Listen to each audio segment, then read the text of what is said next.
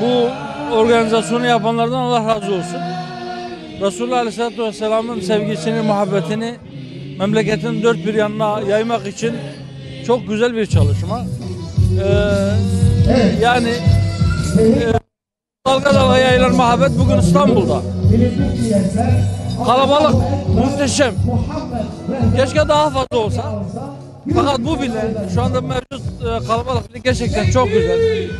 Tabii ama gönül arzu ediyor ki daha fazla olsun. Çünkü ben öyle inanıyorum ki bütün farklı renkleriyle İslam ümmetini bir araya toplayacak şeylerden bir tanesi Hz. Muhammed Aleyhisselatü Vesselam'ın sevgisi, ona ümmet olma şuuru ve onun sünnetini yaşama isteği.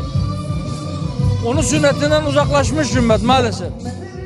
Fakat inşallah bu tür çalışmalarla, bu tür organizasyonlarla onun sünneti yeniden ihya edilecektir. Yeniden insanlar onun sevgisiyle kalplerini dolduracaktır. Ve o zaman birbirimizi sevmeyi de öğreneceğiz.